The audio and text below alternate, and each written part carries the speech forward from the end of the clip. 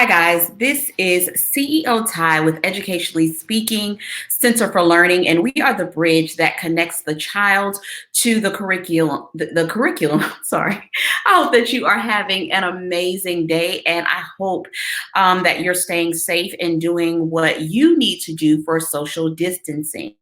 So, yesterday I talked about annotating the text. And again, that is just a simple strategy for you to use when you're reading with your child.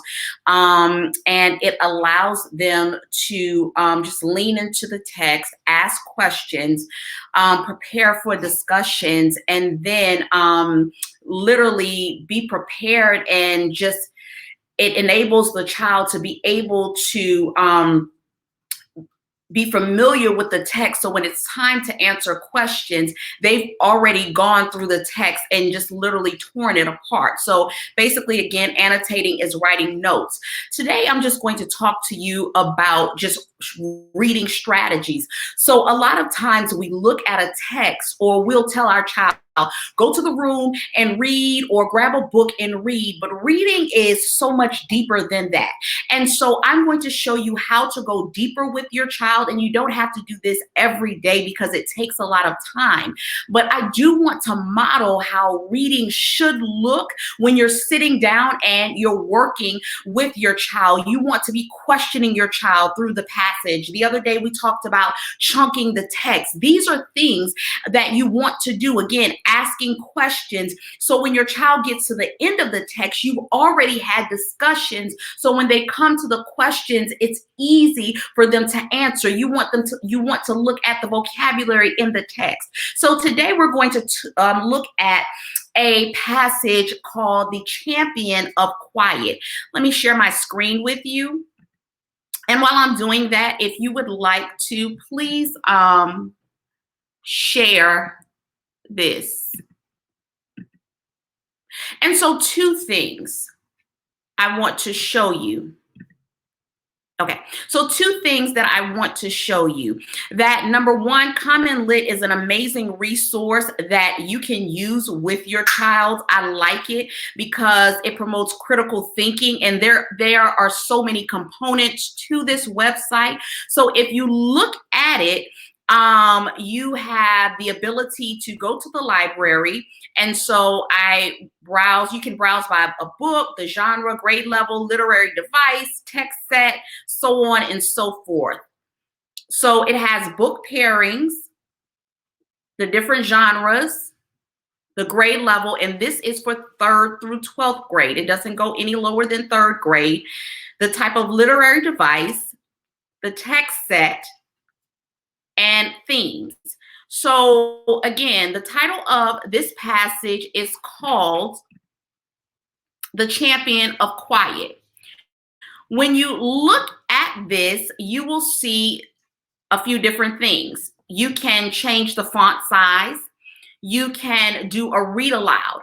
What I love about this is that if your child struggles with reading, the website will read the passage to them. So that's an amazing resource for you to use. So you don't necessarily have to be there and read the passage to your child. Again, the computer will read it to you. It will translate the text. And I love this because you can highlight or add, and we talked about the other day, annotations to the text.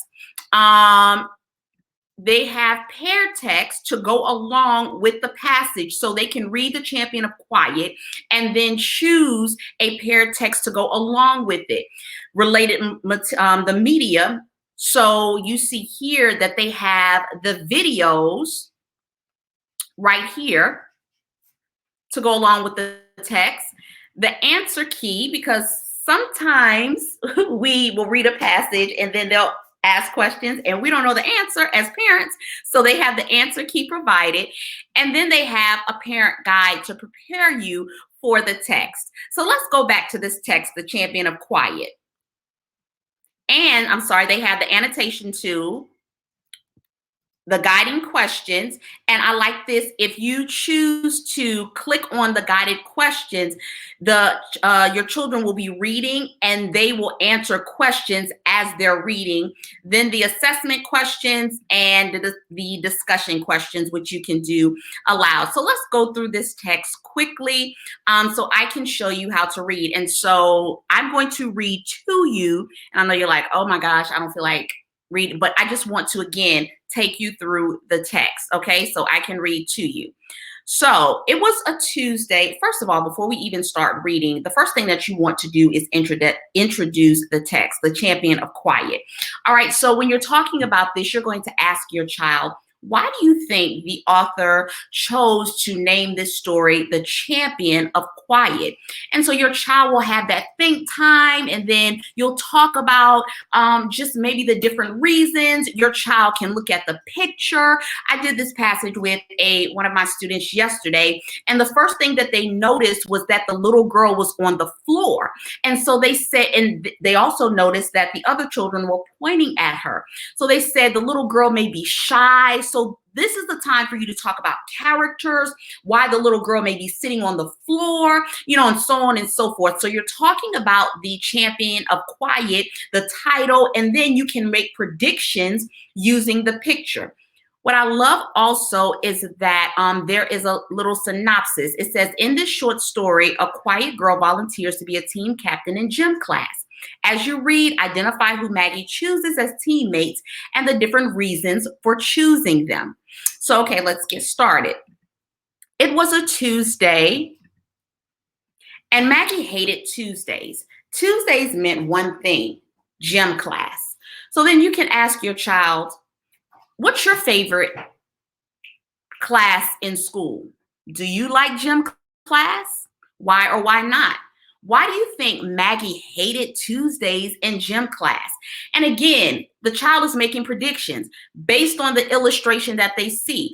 You haven't even read any further, but she sees, oh, Maggie is sitting on the floor. Maggie is sad. She may hate gym class because she doesn't like to do push-ups or jumping jacks. So now the child is literally brainstorming things that or reasons why Maggie may not want to go to gym class. So you're having this discussion with your child. Gym class meant one thing, picking teams. Picking teams meant one thing, Maggie should be picked last. Maggie would be picked last. Oh no. And this is your questioning time. How do you think Maggie feels? How would you feel if you were always picked last? Okay, so these are the types of questions that you're asking your child, again, for them to have these discussions with you. I'm sorry, I'm clicking back and forth. That's why it's taking time. As always, Maggie was a new student that year in a class of champions. To help herself remember the other kids, she'd come up with a special title for each one. There was Kevin, champion of the clean desk, and Lenny, champion of knowing the answer first, and Caroline, champion of tardy, and so on. Number one, you can ask the child, do you give your classmates titles or names in your class, and why? And then number two, here's a button. But before you press the button, you want to ask the child, here's a vocabulary word. What does tardy mean? If you see, I highlighted, I'm sorry, Lord, I can't talk today. I highlighted tardy, and then a highlighter came up on the side. I was able to highlight the word tardy. Then you ask the child, what does tardy mean? And based on the context clues, the child should be able to answer. Once the child answers, you can click on the number one and then review the definition with them. All right. She had to think long and hard to figure out her own special title. After 5 whole weeks of school, Maggie had decided she was the champion of quiet. The champion of quiet sat on the gym floor, sandwiched between the champion of daydreaming and the champion of goofy jokes. Maggie felt blue. She knew, and we can stop right here and say, okay, what does blue mean? And this is the time for you to talk about just literary devices. What does blue mean? And the child should say, oh, blue means sad. Okay, blue, do you mean the color blue? No, okay, it's another word for saying sad. She knew what was coming. She considered changing her title to champion of last pick. Mr. Murphy, the gym teacher, asked for volunteers to pick the basketball teams.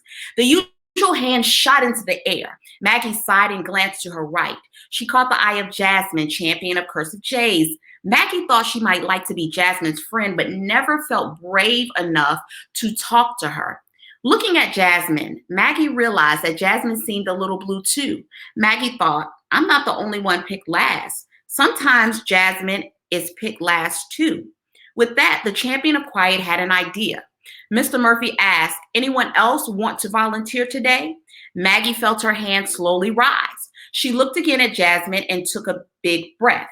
Now, we can talk about this at the beginning, and we can talk about Maggie's character.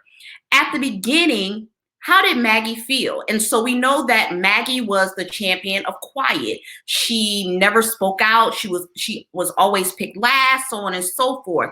But now there's a shift in the passage. So you can talk to your child about characters. How did Maggie's character shift from the beginning to right now in the middle of the story? Okay, so your child should be able to say Maggie was shy in the beginning or she was quiet, and then now her character is shifting to actually her not being so timid and becoming brave enough to raise her hand and volunteer. All right. With that, and I'm skipping, so I won't go through the entire passage. With that, the champion of quiet had an idea. And so, I'm sorry, reading. Maggie, Mr. Murphy smiled. You want to turn? Do I, Maggie wondered. Yes, she said. The class murmured. And here's another time to go over vocabulary words and to highlight. Maggie leading a team? Yes, she answered again, louder this time. Her voice shook just a little. So again, you see Maggie's character changing from shy to, just timid and shy and timid to now she's becoming a little bit more brave. All right, so it goes through with Mr. Murphy saying that Maggie gets the first pick, and then the class snickered. Here's another vocabulary word that you can highlight. Was this a joke? Blah, blah, blah. And so Maggie went from not saying anything to actually choosing children that were always chosen last. So this is a great time to talk to your child about character. All right. What does that say about Maggie? What does that say about her character? And even though we look at, or the title is the champion of quiet, we can talk about this. What makes Maggie special? Yes, she's a champion of quiet, but does you being quiet mean that you're not a great gym player, that you're not a great student, or that you're not a great person? And so this is a great time for you to relate the text to your child, especially if you have a child that's quiet. And you can say, I know you're quiet, but does that mean you're unable to accomplish these things in gym class? Or how can you use your personality, your quiet personality, which is a great thing because you're going to do great things? How can you use this to help others? Okay, so you can talk about what makes you special as a child. And then you can ask the child, because Maggie is quiet, but again, it speaks to her character and who she is. And so you can ask your child, can you relate to Maggie? Or is Maggie like you? Or how is the character not like you? And then why or why not? This causes the child to go back into the passage and look and see how the character is not like them, or how Maggie is relatable to them. So again, this is the critical thinking piece where they're relating. It's the author and me piece, which is a great way to compare the child to actually the character in the passage. And so let me go back to the passage. So again, Maggie is here and she's choosing others that are chosen last. And so she's given them a chance. And throughout the story, you see that the people that she chose were not great players. So Jamie bounced the ball and the ball dribbled somewhere else, and you would hear the other kids laughing. And so Jamie missed the ball. And so at the end, it said they were the worst team in the history of the world. They lost big. So this is what they're saying to themselves. One thing that you can also talk to your child about is names and how you see yourself. And so people saw Maggie as the champion of quiet. This is the title. But you can ask your child, like, how do you see yourself? You can be quiet, but you can still do great things. And seeing yourself a certain way, words matter. So we don't want to, have that negative connotation of, okay, you're quiet, so you can't do great things, or you'll never be a speaker, or you'll never do this or that. But you can be quiet again and do great things. And so one thing that we saw in the story just at the end is that she helped people. She made new friends. And at the end it says, and as the group made plans to sit together at lunch, Maggie was no longer surprised to hear her own voice joining the noisy chorus. What I love about the end is that the title was the champion of quiet, but at the end, Maggie found her voice. So this is a great way just to lean in, to talk to your child, whatever their personality is, about finding their voice, helping others, how you were created, which you are fearfully and wonderfully made, and how you were created makes you special, even though you don't feel like you're other people or like other people, and how the spirit of comparison and feeling like you should be like somebody else is dangerous, because you're altogether lovely and you're amazing just as you are. So these are some things that you can talk about with your child. And so at the end, you want to lean in and then ask your child, how can we help others in the same situation? For example, I'm like an extrovert. I have a party in my head all the time, but there are people that I meet, like my husband and my oldest child, and not that I meet because they're with me, but they are introverts. And so I had to shift my thinking. Just because I'm an extrovert and they are introverts doesn't mean that I can do greater things, or the way I meet people is different, and they're quiet and they want to be to themselves. Like, I thought, like, I want you to be like me. And the bottom line is they are not like me. And because they are different, it doesn't make me more special or them more special. It just causes us to be able to navigate the world differently and to be able to connect with people in our own way. And so that's what you need to explain to your child. If you are an extrovert, lean in and pull out the introverts. Call on those people in class that may never have a chance. And so you be that person. Or if you're an introvert, go to that extrovert and say, listen, this is how I am. I want to teach you how to relate to me. And so again, these are all of the conversations that you can have with your child. So this was a great passage. I loved it so much because it teaches a lot about relationships. And so you can go over, I'm sorry, let me go back to the text. And so you have the guided questions. Again, in the assessment questions, there are 6 with this passage. And you talk about the main theme of the story. And then you talk about main idea and supporting details. And then again, looking at vocabulary. What does it mean to talk about feeling blue? And again, supporting details and the main idea. Talking about characterization, how Maggie is motivated to choose her teammates. And a discussion question. Why is it important to the story that Maggie decides to speak up and volunteer to be a team captain? And this is another thing that you can talk about with your children. What is the importance of speaking up? Or why is it important for you to speak up or take up for, you know, other students that may not have a voice. So again, this story is an amazing story, and you can just talk about, again, relationships, building relationships, and how you can just be a leader and have a voice, whether you're introvert or extrovert, or regardless of what your personality is. So once again, this is how you go through a text. Let me see, because comments haven't come through. Let me go on mine and see if there are any comments. Oh, I'm sorry, one second. Here, G. So I don't see any comments. If you have any questions, I can respond. If you have questions, I can go back and respond on the broadcast. So again, when you're working with your child, make sure that you're going through the text and you're taking it apart. You're looking at different vocabulary. You're asking questions within or during the text, and you're chunking the text. So you want to pause and you want to take time to actually build a relationship with the text. Place yourself in the text. Think about what the author is trying to say to you. What's the main idea of the text? What's the theme of the text? Why is the setting important to the text? So these are all of the things that you want to talk about with your child while you're reading.